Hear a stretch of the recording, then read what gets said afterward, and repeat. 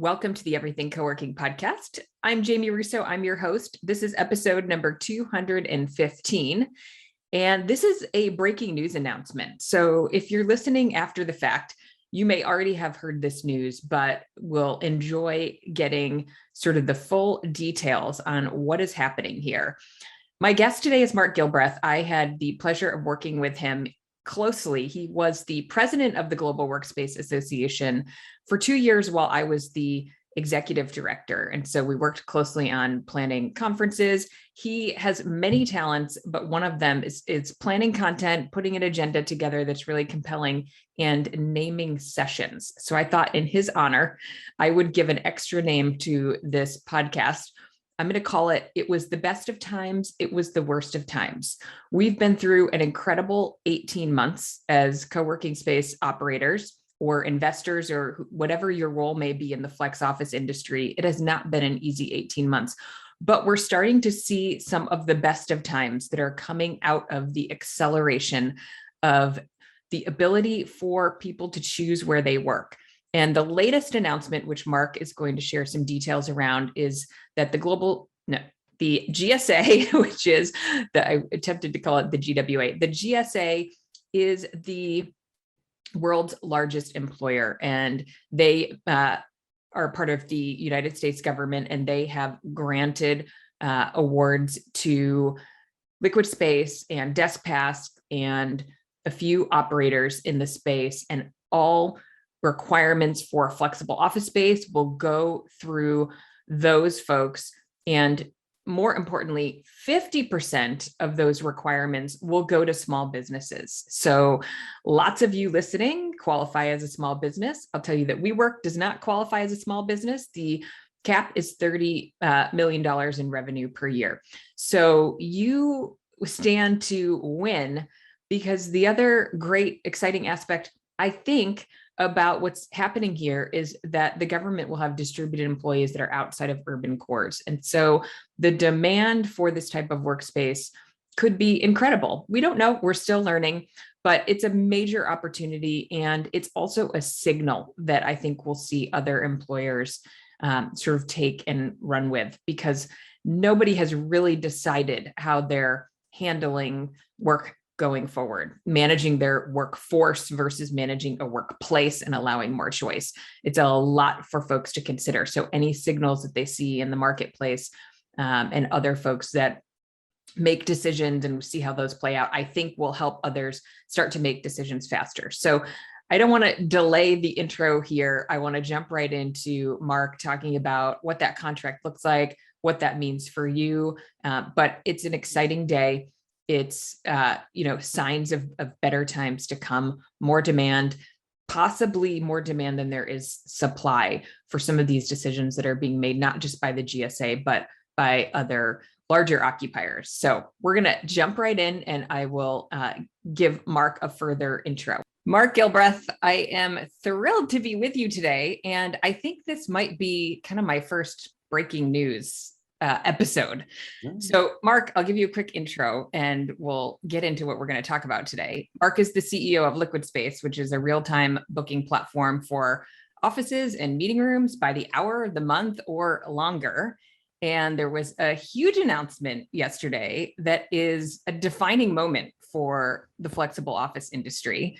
And LiquidSpace is kind of front and center in that announcement. So Mark agreed to jump on and share the news. And I'm excited to share this with my audience. And you knew that. So thank you for reaching out, because it's a huge opportunity. It's a lot of things for the industry. So why don't you dive in and share the announcement, and then I'll jump in with some follow-up questions. Thank you, Jamie. Thank you, my friend, and big digital hug to you right now. And fun to be here. So thanks.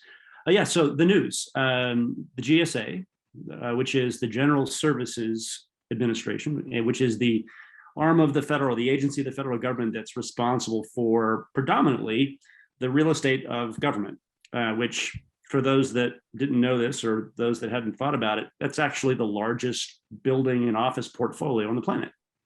Over 700 million square feet of real estate, either owned or leased, serving 2.1 million plus employees, which I imagine might make them the largest employer in the world. Maybe the Chinese Communist Party and Chinese Army is larger. I don't know, but it's certainly up there. It's bigger than Amazon, at least for the time being. And what the GSA came out and announced on Wednesday late day, and this hit the wire yesterday, Thursday, was that they have acted on and issued the awards for a program under what they call their Total Workforce Program. And these new contracts that they've issued are to execute on a project that they called Flexible Coworking Services. And the simple backstory behind this is that the GSA is in the federal government, with the strong imprint of the Biden administration now, is leaning forward on driving sort of 4-pillar concepts into the way the federal government works and the way they think about workplace. They're driving hard and forward on diversity and inclusion in the workplace. They're driving hard and forward on the principle of empowering individuals from a productivity and a work-life balance standpoint, so employee experience. They're driving very, very hard on economic efficiency, and they've got a fundamental pillar, thank God, on sustainability. So people experience, diversity and inclusion, economic efficiency, and sustainability. Hallelujah. Those are the pillars. Now what are they doing? What are they contracting for? They want to rebalance the way federal employees work, and they want to rebalance the way they buy and procure workplace, and embrace essentially the world of co-working and flexible office. In their program statement, they had declared that they now recognize that working away from the office is normal, and that the technologies exist to enable that, and that they want to augment that with great spaces that make that practical. So, Jamie at the TSA can work near home on a given day. Mark and 5 colleagues in the Defense Department can meet up at a hub location. They want to look to more efficient ways to think about workplace. So exciting times. These pillars are just such a giant step, I think, for the government, right, to come out and say these are priorities, because we're all watching, what occupiers, enterprise, any employer is how are they responding to, what happened over the last 18 months, and are they going to be sort of in the camp of workforce choice or not? And so now we're seeing the GSA say, look, these things are important to us. These themes, which are, we talked yesterday, and I was surprised and just thrilled to hear that focus. And I think most of the folks listening sort of have the same core values, right? And this is what we stand for. To see the government, plant a stake and say, this is it, we're doing this, and we're going to give employee choice. And it also, will encourage diversity, support diversity, be a better experience, be better for the environment, and be better economically. It's great. And I think it's just such a signal to other employers. So we can, talk a little bit about sort of what we think might come out of this. But so let's start tactically. And so what is this? Actually, before we do, let's hold the tactically just for a minute, because I love what you're just playing back. It's multi-layered, right? This isn't as binary as, oh, COVID has taught us all that we can work from home, so we should. No, they're also layering in, they're also acting on, in fact, making it policy that they consider diversity. And certainly that has been a part of our recent history, and inclusiveness, right? They're also saying sustainability matters. And, if you live in Oregon or Utah or Washington or California, you're living right now, the implications of a warming planet as fires are darkening our skies, and what 96% of California is in extreme drought, and Lake Powell is drying up. So they've elegantly summarized all of these crushingly important current events: human, planetary, economic, and then of course as well, honoring the individual. I think that's perhaps the most hopeful for me, or most important perhaps, is that they're shifting the pendulum around to this concept, Jamie, that I know you and I have made up a career around, which is flexibility and choice and experience for the individual. So well, and that's what I think. These pillars mirror what most of the why for most operators, right? And so to see that all come together with a big decision from the government is exciting. So this started back in January 2020. That's right. Yeah. So January 2020, GSA issued an RFP for flexible co-working services. They articulated their vision and they sought responses from industry and two broadly speaking, two types of entity responded to that. Businesses that provided co-working, firms like WeWork and Expansive, and I presume a myriad of others responded. In fact, in many ways, the RFP was most relatable to them.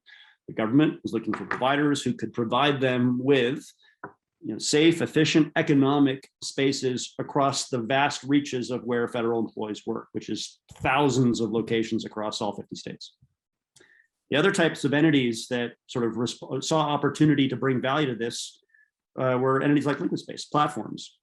And sort of one, for those in the audience that aren't initiated on what we do, we're, as you sort of said in your opener, we're a marketplace platform. So we have made it easy for someone who is looking for space, whether it's an individual or a massive enterprise like the GSA, a marketplace sort of creates some digital shelves and stocks it with lots of great products that are relevant for the shopper, right? So we've aggregated, we've created the opportunity to have a place where you can go to find not only the exciting and scaling large brands like Industrious and Serendipity Labs and Expansive, but you can also find that passion-driven, high-value Main Street co-working operator that might have one location in a tertiary market, right? And we should look back to the power of that. The small businesses that are value-driven and compassionate providers of great workplace experiences, co-working operators, are in play. So we as a platform thought that we had the opportunity to help GSA with their vision, help them with reaching, serving their employees in all the places they might be, but also addressing one of the things that GSA called out in its RFP, which was that they had an intention to steer 50% of their program transactions, their program consumption, to small businesses. And if I'm not mistaken, I believe they defined that as an entity generating less than $30 million a year of revenue. And that's where I think it gets particularly exciting as I put on my LiquidSpace hat, but also my GWA hat, Global Workspace Association hat as board member. This means that 50% of the government's outlay under this program is eligible uniquely for the one location owner, the two location owner, the three location owner. I think a lot of the people that Jamie, you have helped nurture with your business and consultancy. So I think a lot of folks listening fall into that category. And I just want to highlight that for a moment, because I think it's super important, because the WeWorks is on the platform, Regis is not on the platform, Expansive is on the platform, Industrious is not on the platform. So, WeWork and Expansive probably, are above the small business line. So to your point, half of the business is now going to go to folks that are independent operators, which is exciting. And a couple things about that is, I think some of the folks listening may say, well, I've not listed on LiquidSpace because there's just not, I don't think there's a lot of activity in my market. And I'm wondering if, this is one of the sort of demand side factors that'll start to shift what's happening in some of our tertiary markets, where markets like San Francisco, New York, Miami may have been big LiquidSpace beneficiaries. I know we were when we were in in the Bay Area. Some of that demand will be distributed, right? So we'll start, I suspect, and I'm curious about what you think about that. So for independent operators who hadn't thought about listing with a demand generator like a LiquidSpace, now may be the time. And for those that thought, well, I'm not going to be eligible for enterprise business or, GSA type business because I can't, right? I'm not going to go through the work of pitching the government. I don't have the scale, all those things. That's now an opportunity as well. So it's pretty exciting, but I'm curious what you think about, where the demand will come from geographically. I think if I zoom out just a little bit, I think this exciting pronouncement from the GSA, or the program that they announced might happen a year ago or a year and a half ago that has now become real. It's not an isolated event, actually. It's in terms of large employers, and the federal government is amongst the largest. It's not an isolated event of a company. saying we are going to embrace work from anywhere. The GSA's words, not mine. Work from anywhere. We want to propel that. Who else has said that? Well, my God, who hasn't, right? Facebook, LinkedIn, AT&T, VMware, we could go on for hours. Thousands of companies have boldly declared their intentions to embrace the needs of their employees. They've listened to those pleas, right? And they're making it policy to give their employees choice. Now what they have to do is mobilize on making sure that those employees armed with choice have safe and productive places to work. For some, that choice might be home. And for many, home might be a perfectly fine environment some of the time or even much of the time. But for some, they will need to augment home. For most, they will need and want to come together and collaborate with colleagues routinely. And that's where the magic of flexible office comes to play. We know that face-to-face is where strong bonds are tied and where magic collaboration can happen. And so if you're a co-working operator in Bend, Oregon, or in Baton Rouge, or in some magic smaller place or secondary market that was off the radar screen, during we'll call it the first phase of the explosion of of co-working, take stock. Like, yes, the GSA is throwing in, but thousands of other companies are as well. And many of those employers are sort of waking up from this pandemic chapter and seeing that meaningful numbers of their employees have either already relocated to some of these places, and or they're looking to hire in these places anew. So I think for the industry, I'll try to wrap it up. Long story short, I think if you're a space operator, now's the time to kind of lay the rails, to ready yourself, to be receptive to and easily discoverable by those larger employers who in the past you maybe never ever saw and who frankly weren't looking for you. They're looking for you now. Yeah. You can ready they yourself. Are. Yeah. And one of the things that I want to point out is the reason why I am so favorable on platforms like LiquidSpace is that the way the search gets done oftentimes by a larger employer is not, hey, everybody go Google search in your local market and find the best space. That may be an approach, right? But oftentimes somebody in probably the real estate group / HR, there's some partnership there that figures out how to approach letting people choose where they work and getting it paid for and reimbursed. And so that's oftentimes a central decision, right? So they're not Googling in Bend or Baton Rouge. They're going to a platform and saying, how do we have one point of contact, one point of payment, which is super critical. And that's why LiquidSpace sort of, evens the playing field against, not that we're against, but versus a WeWork or an Expansive that has a broad network who may more easily sign that master services agreement with a larger employer. You sort of stand in the middle and make it work for both sides. Yeah, that's absolutely right. And it actually, if I may, the scenario you laid out of, enterprise wants to have, and employers don't just say, hey, to their employees, yeah, go, you're allowed to use co-working, go find some. No, they don't do that. But if they say you're allowed to use co-working, rest assured that they're going to mobilize their procurement organization. There's a handbook, there's a right. Yeah, they're going to look for a platform or a partner to help their employees go find co-working. Yep. And so we anticipated that it was early in the COVID chapter. It was literally in April last year. We were 6 weeks into it. I think it was like James Gorman from Morgan Stanley just made his pronouncement on Bloomberg TV that he was expecting to support remote work for a long time and need much less real estate. We early on in COVID developed some pretty strong convictions that enterprises were likely to accelerate their already rapidly growing use of flexible office. And furthermore, we expected that the actual need or desire to have on-demand space, enabling employees to have a space every other Tuesday or on Wednesday and Thursday, but really transactionalized, on demand, by the hour, by the day, was going to be a boom aspect of this economy. And we also reasoned that they're not, as you suggested, and I agree, they're not just going to say, good luck, go do it, and send us an expense report. So that led us to surge on the development of what's been the biggest sort of product step for us in recent years. I mean, LiquidSpace is 10 years old, but we announced in November a new enterprise solution, and we started delivering it to enterprise clients early this year.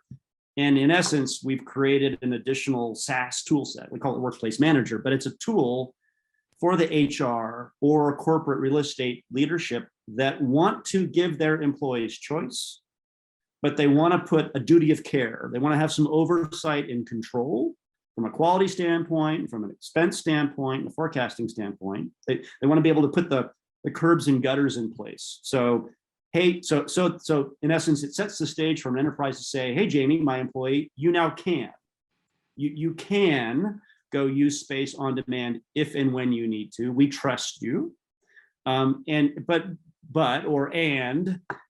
authorized to spend $50 a day and $1,000 a month, and you're authorized to use space of these types or in these geographies. And here are the vendors that we're making available to you, the properties that are available to you that meet the quality levels that we require. We're going to make sure that we're opening the door for you to spaces that are safe and productive and of appropriate quality. That's our duty of care. That tool, that platform now is what is surging for us in the market, right? And so, GSA is just sort of the latest example of an enterprise that wants to give choice to employees, but how do you do it safely, and how do you do it in a way that not only keeps everyone safe and keeps forecasts, but also equips the enterprise to have data insights and understand what they're learning as these new patterns land. So, hey, I just wanted to jump in really quickly before we continue with our discussion. If you're working on opening a co-working space, I want to invite you to join me for my free masterclass, 3 behind-the-scenes secrets to opening a co-working space. If you're working on opening a co-working space, I want to share the 3 decisions that I've seen successful operators make when they're creating their co-working business. The masterclass is totally free. It's about an hour. It includes some Q&A. If you'd like to join me, you can register at everythingcoworking.com/masterclass. If you already have a co-working space, I want to make sure you know about Community Manager University. Community Manager University is a training and development platform for community managers, and it can be for owner operators. It has content, training, resources, templates from day one to general manager. The platform includes mini courses that cover the major buckets of the community manager role, from community management, operations, sales and marketing, finance, and leadership. The content is laid out in a graduated learning path, so the community manager can identify what content is most relevant to them depending on their experience and kind of jump in from there. We provide a live brand new training every single month for the community manager group. We also host a live Q&A call every single month so that the community managers can work through any challenges that they're having or opportunities, get ideas from other community managers, build their own peer network. We also have a private Slack group for the group. So if you're interested in learning more, you can go to everythingcoworking.com/community manager. Mark, is there anything notable in terms of requirements? So if I'm going to opt in to that, that's your pro platform, is that right? So if I'm a co-working operator in Chicago, and I want to be featured and promoted to XYZ large telecom company that might be using the LiquidSpace platform to equip their employees, we feature in the interface that those enterprise employees encounter, we highlight our venue partners that we sort of label as pro. And a pro, to earn that pro label in our marketplace, the following things need to be true. You have an expressed desire and intention to serve enterprise clients. You have a track record of responsiveness, and our platform shows you those metrics. Like as in, if I don't respond to LiquidSpace leads, or if I disappoint a customer, like if you're giving shabby service to customers, our platform helps you see that, and and we help insulate our enterprise clients from people that maybe don't give as much of a heck about the quality of experience. In addition, we ask our pro partners to utilize the standardized contract structure that our enterprise clients appreciate, in fact, expect. So one of the things we've made easy for enterprises is overcoming the reason why they often didn't go to the smaller operators. I had my MSA with IWG or with WeWork perhaps, because I negotiated it once and I had 500 locations. Well, the interesting challenge for enterprises now is that they need space for employees in thousands of locations. They need more solutions in more places than any one brand can provide.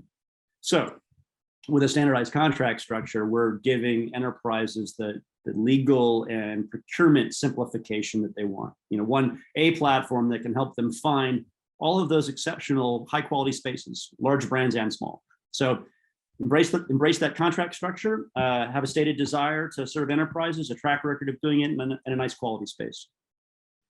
Any unique requirements that have come through, like security wise, anything that operators should be thinking about to qualify? You may, certain enterprise clients may have additional unique requirements. We've been cautious about not being overly prescriptive to the supply side, because I think one of the interesting, and there's learnings on both sides, like co-working operators in markets that were off the radar screen for enterprises are going to start to be Main Street for distributed work, right? Yeah. So operators are going to be invited into learning what it takes to delight Accenture and Spotify and VMware and Facebook and the federal government. That's great. There'll be learnings. You'll be receiving reviews and feedback, and that will help you elevate your game if that type of client is someone you want to support. There are also learnings that in culture change that's happening on the enterprise side within their leadership organizations. Remember for a moment, or just reflect for a moment, what a workplace or a real estate leader at an enterprise has known and behaved for the last 50 plus years is, I build, I create buildings, I design them, I lay them out, I choose the furniture, I organize what the workplace is, and then I prescribe that to the employees. Jamie, this is your cube or desk or office. And I've maybe heard me say this in the past. I refer to it sort of as a benevolent tyranny. Like it's like give them the benefit of the doubt. They're well intentioned. Like, right. This is a fucking awesome space. Like look at the ping pong table, or look at this $800 chair we've given. Yeah, right. It is fabulous. But it's also a little bit tyrannical, because you're saying I'm not asking you your opinion if you like the chair or the format of it. I'm just presuming that it's appropriate for you. And I think, well, I believe deeply the reality is that every individual is unique, and the environment that they're going to thrive in is unique. And in fact, the environment that they need or want to thrive is going to vary, with the task at hand and their emotional state and their needs. Sometimes privacy and darkness and isolation is needed. Sometimes collaboration space and noise is needed. It's a spectrum. So what enterprises are learning anew now is, how do I let go? How do I, instead of prescribing which co-working spaces I want them to use, how do I just sort of take a step back and without losing control, really give my employees choice and learn from what they demonstrate in the choices that they make? I think that's the exciting and fascinating moment that we're in, if that makes sense. It totally makes sense. Yep, right. Again, back to the individual choice. So I'm curious, for any of our asset owners that are listening, what's the opportunity for them to kind of take the plunge into Flex if they haven't yet, or to get their inventory in front of the GSA and the other enterprise companies that are figuring this out and looking for solutions? I mean, there are so many exciting things happening in our. I know I'll make sure we don't. I could ask. We could talk for hours about everything. We could, yeah. So, investor, owner, landlord as a category. 3 years ago, 18 months ago, most were quite happy and contented with absorbing tenants in relatively large blocks of space on long-term leases. The market was roaring. We'd fully recovered and more from the GFC. And that long-term commitment lease space model, deeply coupled with the enterprise buyers that the benevolent tyrannical force of prescribing workplace, that was all, we're all locked in a dance. Pre-COVID, a number of notable landlords, people like Tishman and Boston Properties and others, had started to experiment around more purposeful deployment or allocation of portions of their assets toward flexibility. In Tishman's example that I love to highlight, they developed their own co-working brand, Studio, a fabulous success for them, and offering full service co-working experiences and also offering things like turnkey suites. And they're not alone. A number of other owners have begun to experiment around spec suites in particular, turnkey offices, but made available in more flexible terms. As we emerge from COVID, we're not out yet, but as we emerge, and as I've spent a significant amount of time in recent months, making the rounds and revisiting large institutional owners, there is a groundswell of activity. I would dare say that the majority of leading owners fully recognize that flex is an important and secular enduring category of tenancy, and that it's growing, and that they need to embrace it. I literally was on the phone an hour ago with a large institutional household name owner that is thinking even beyond that to, wow, the ideal for us is going to be whole buildings that are nothing but flex, right? And in fact, he articulated the only impedance on that is getting the capital markets, like their investors, to embrace that. So I think there's an enormous market moment for institutional landlords. I'm thrilled to see that so many of them are mobilizing, and they are now becoming much more active participants in our platform. So on a given day or for a given requirement, the GSA might need a meeting room at a co-working space for an hour. On another day, it might be a 50-person team suite for a year. That is a slow pitch up the middle for an institutional owner, for a landlord, provided they have a ready-to-use 50-person team suite. Yep. So ready to go. Pre-built, furnished offices, call them what you will. There's various labels applied to it. Owners are bringing that kind of inventory forward, and it's exciting. In fact, I think another thing that I was in violent agreement with this individual when we were speaking about an hour ago, he said, "Hey, Mark, I think you and the industry may be facing a supply shortage." Yeah, I think I brought this up yesterday. I'm so curious about that, and it's hard to predict, right? Because we don't know exactly where the demand will come from, but you have to think there will be some unmet demand. And that's what I think prompted me yesterday to say, well, the landlords need to get in, right? Because if it's right, can they convert, can they get inventory up to speed pretty quickly? Yeah. So I mean, we're excited to have partners like EQ Office and Granite and Boxer and BGO and others that are rallying. There really is a market moment, and like everybody should be mildly patient. We are still seeing with our enterprise clients and small customers that everyone is still largely on hold. I mean, Delta is an extremely unfortunate setback. Yeah. Not out of this, right? And there's this great paralysis around just the uncertainty. Occupiers are fearful of making a misstep. But it's absolutely the time for everyone to be readying, because there's a lot of pent-up demand, and I do think we're going to encounter shortages in locations, and the market's going to have to be really good at responding and creating or moving inventory to where it's needed, because there will be new demand patterns without a doubt. Yeah, well, I'm sure you're thinking about this, but sort of how to use your data to inform, where do operators go? Yeah. So I mean, one of the powerful aspects of the LiquidSpace enterprise solution, this tool we call Workplace Manager, is real-time data insights to serve a variety of purposes that an enterprise might have. Checking in on their employee experience. How well are they being attended to? Right? Like, how quickly are their customer service requests being responded to? What are the ratings that they're giving to spaces? Are they engaged? Are they using the platform? Are they meeting with colleagues? We'll give them the ability to see that type of important things. As well, data insights on how and where they're spending and where the demand is. Yeah. Right? So there's that opportunity that we're now delivering on the demand side to our enterprise clients. And then over on the supply side, to the co-working space or the institutional landlord, that has some fundamental questions like, what does the market want? Right. Yeah, exactly. Where should I open my next location, or I have this building, how should I build it out? Yep. And how should I price it? Those fundamental sort of first order questions from a planning and asset return standpoint are, we're getting to a place now where we can be very materially helpful to answering or at least steering some of those questions. So data.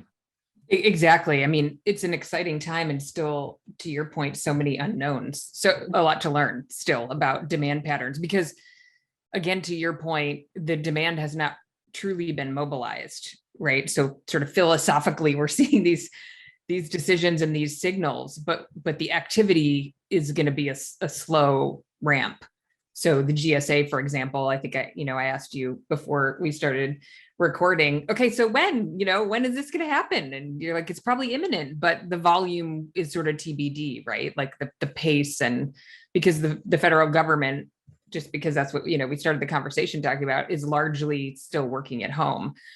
But I also love the signal, because I get really frustrated when I hear of companies who say, right, like it's the office or home, right? Just making this assumption that people are happy at home, which I pretty wholeheartedly think is wrong for in many cases. And so I love that the government's recognizing and saying, I don't know exactly what their policy looks like or how they've worded it, but you make a choice, and we'll support that.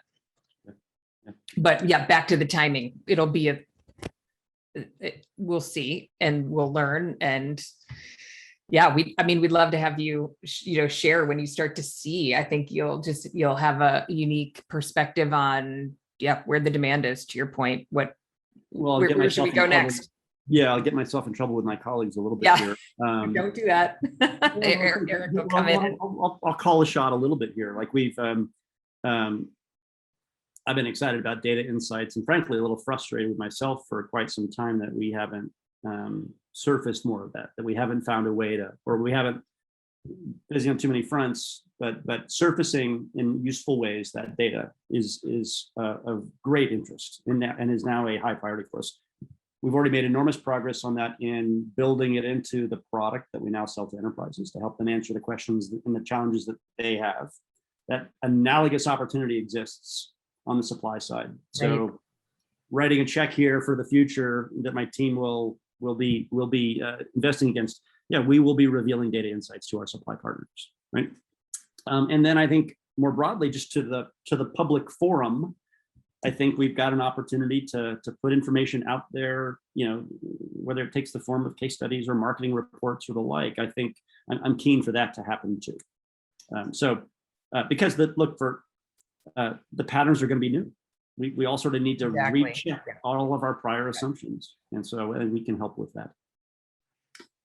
Yeah, I think that's exactly it. We know it's an exciting time with so much to come, but we don't know exactly what is to come. So there will be much to learn. So can I ask you a question? Oh, sure. Yeah, like what do you say? Channel your audience, like the psychology right now, PTSD even, I imagine to some degree, amongst the small sort of passion-driven owners. You've been such a force in helping inspire and people to take the leap, and helping those that have leapt to be able to find their legs and make it work. Speak for them. How are they feeling right now in this moment? And how do you think they'll respond to this prospect or this whiff of big occupiers like GSA and Enterprise? What do you think their reaction is? Yeah, I mean, you put it really well when you said, for those that choose to invite those folks, into the community, certainly there may be folks who serve a unique purpose, and that's, not their purpose. But I think this past 18 months has just been an incredible, time of sort of, pushing the model, and for operators, really figuring out, okay, how do I make this sustainable? How do I, remain open? How do I keep my doors open?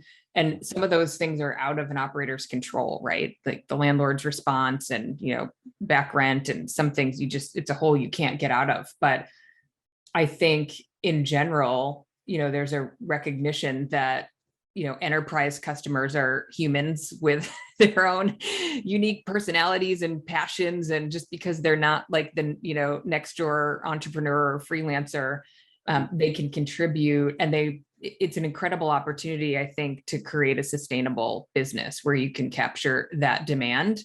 And for operators in, again, non-core urban markets, because I think I can remember on the podcast having, folks on to talk about, is suburban co-working a thing? Like not that long ago, like do co-working spaces in suburbs work? Makes sense. Yeah. Yeah. And today it's like, well, that's where the humans are, right? And they don't want to drive downtown. So we've seen such a shift. And so I think it's a real opportunity. I think, downtown will come back for folks, but it'll be, and there's all these folks now, to your point, that didn't used to be looking for another place to work, a third place.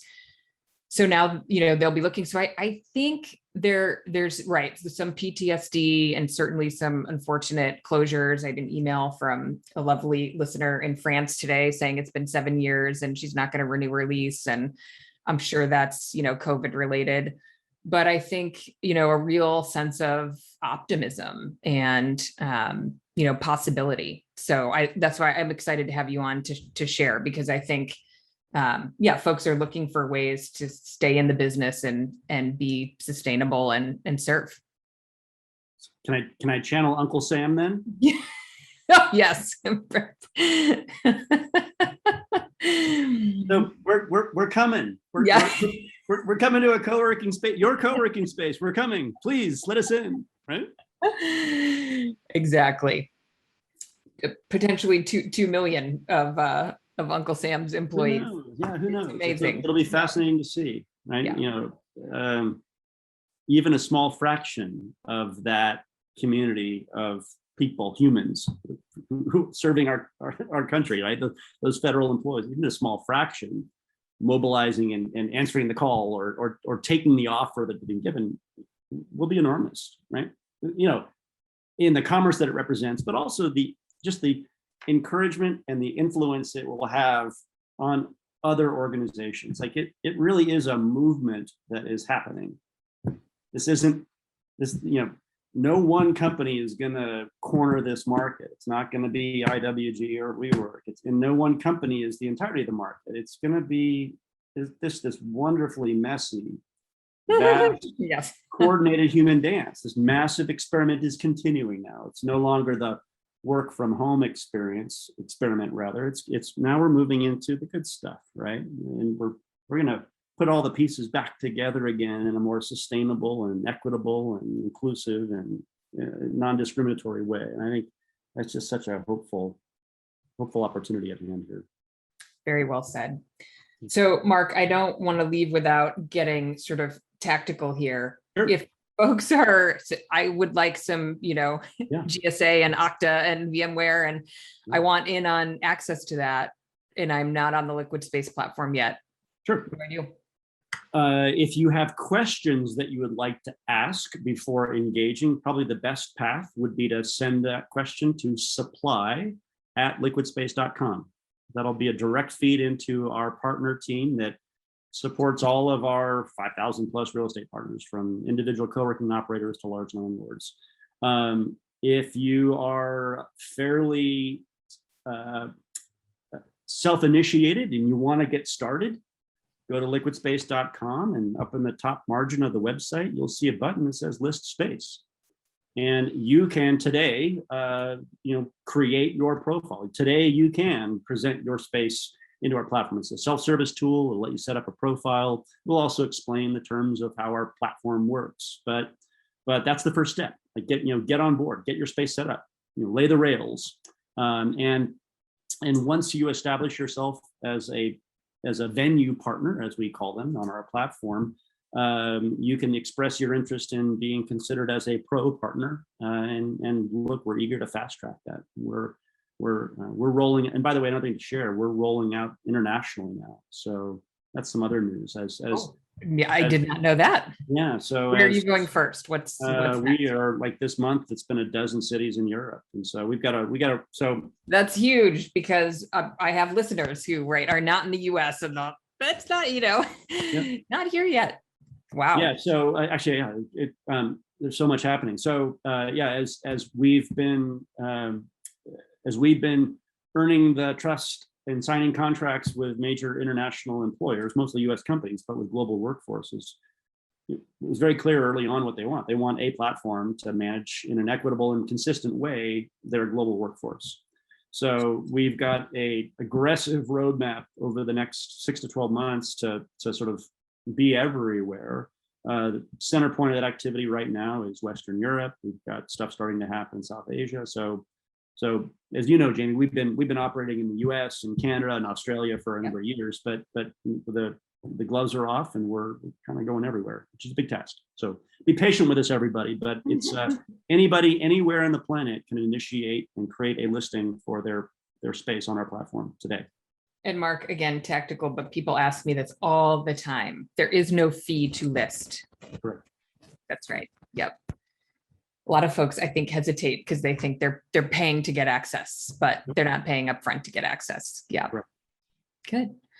Well, Mark, congrats. I'm going to let you, onward and upward, because you've got a lot going on, but thank you for putting us on your breaking news path and for sharing some details around, a really important moment for the industry. It is my great pleasure, and it's always a delight to be with you. So thanks so much. Likewise, we will have you back on again. I look forward to that.